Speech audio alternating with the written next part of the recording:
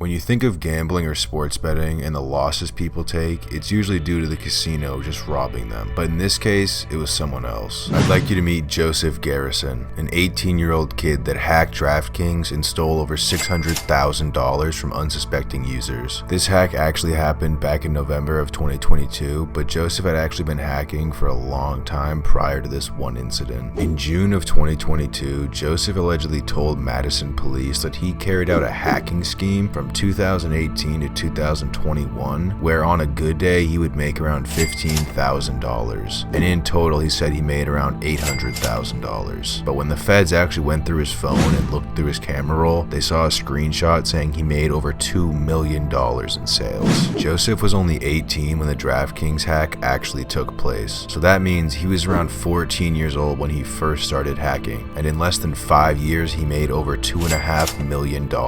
Joseph was able to gain access to DraftKings user accounts using something called a credential stuffing attack. What that means is Joseph had a massive list of account usernames and passwords, most likely obtained from past website data leaks. Then they would run the account information through a stuffing bot and gain access to all the accounts they had with valid information. And from there, they were able to make bets, add new payment methods, or even withdraw money. Thankfully, DraftKings already had a withdrawal protocol in place, which made it impossible for Joseph to completely drain every account he accessed. In total, Joseph was able to log into around 60,000 accounts on this website. And of the 60,000 accounts that were hacked, only 1,600 of them lost money. There were some rare cases though where Joseph was able to add a new payment method to these accounts, and after he added $5 to the account, the website would then recognize that new payment method as legit. And once that happened, Joseph was able to withdraw every dollar they had in their account balance.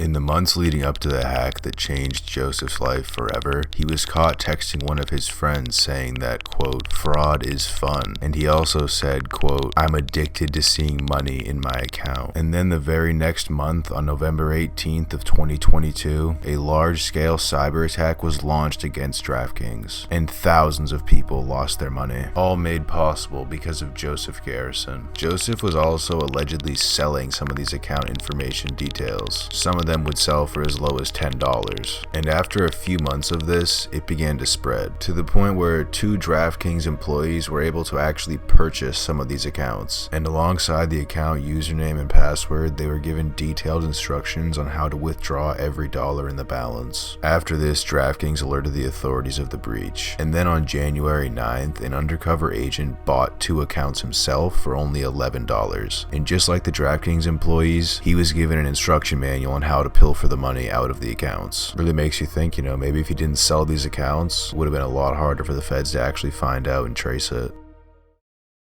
Just 1 month after the undercover agent made the buy, in February of 2023, law enforcement raided Joseph Garrison's house. Inside, they found programs commonly used in credential stuffing attacks, alongside some files containing nearly 40 million different username password combinations. They were also able to read some messages on Joseph's phone. In one message, Joseph went as far to allegedly be bragging about how good he was at these specific type of hacks. He even said that he loved to do it and he didn't think he'd ever be caught. Obviously that wasn't the case because, well, here we are. But as far as legal charges go, Joseph's not looking too bad. Originally, Joseph had a whole ton of charges thrown at him, and he was looking at a lot of jail time, upwards of 55 years to be specific. But as of today, Joseph only pled guilty to 1 charge, conspiring to commit computer intrusion, which carries a maximum sentence of 5 years in prison. And although he pled guilty, he will not be sentenced till a later date, which has not been announced yet. On top of that, because of all the past hacking he'd done, he had a good amount of money saved up, so he was able to bond out for $100,000. So for now, he'll be sitting at home awaiting his sentencing, and that's where our story with Joseph is going to end. I know this video is a little bit shorter, but I hope you guys enjoyed nonetheless. I'll have all my sources linked down below. I love you. Have a good one. Peace.